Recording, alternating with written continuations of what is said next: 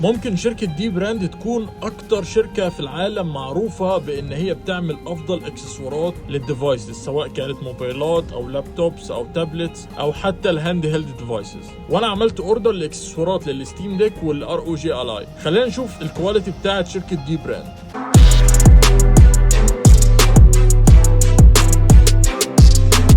مبدئيا انا عملت انبوكسنج اوريدي للبوكس ده، بس البوكس ده لسه وصلني النهارده وده خاص بالستيم ديك. ولكن خلينا اوريكم الاول الباكجينج بتاع الROG Ally. بيجي في علبه زي كده واللوجو بتاع دي براند، وهنا بيكون في مايكرو فايبر مكتوب عليه دي براند محفور عليه بالليزر، الوايبس، وهنا السكرين نفسها، وده عشان اي داست موجود تقدر تشيله، ودي اللي بتطلع بيها اي بابلز موجوده تحت السكرين، ومصنوعه من جوده ممتازه بصراحه، حاجه بريميوم جدا يعني. وهنا دي براند والويب سايت بتاعهم، وهنا تقدر تشوف ازاي تقدر تعمل انستول اي حاجه تقدر تاخدها منهم. وانا ركبت اوريدي الشاشه هنا، والمفروض ان هي ضد اي بصمات، مفيش شاشه ضد اي بصمات، ولكن الجوده بتاعتها حلوه جدا. خلينا نقفل البوكس ده وننقل لدي، وده عبارة عن الجوي ستيكس كفر الستيم ديك.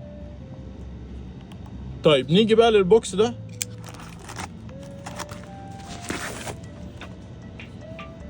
البوكس شكله شيك جدا، ومن هنا كمان لو لاحظتوا الباك بتاع الستيم ديك منقوش عليه، وهنا الفرونت ديسبلاي والفرونت بتاع الستيم ديك نفسه. طيب خلينا نشوف هو بيتفتح ازاي.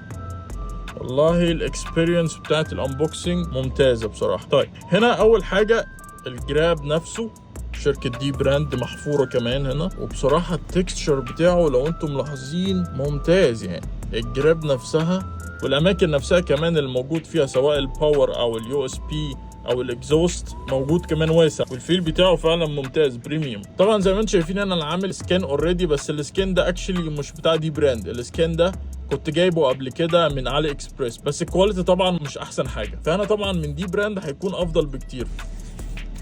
طيب بيجي معاه مايكرو فايبر، والمايكرو فايبر دي عشان تقدر تنظف بيها الشاشه، ملمسها ممتاز وعليها بالجلد تقريبا لدي براند المحفور عليها. بس خلوني قبل ما اركب الكفر ده اركب البريميوم سكان دي.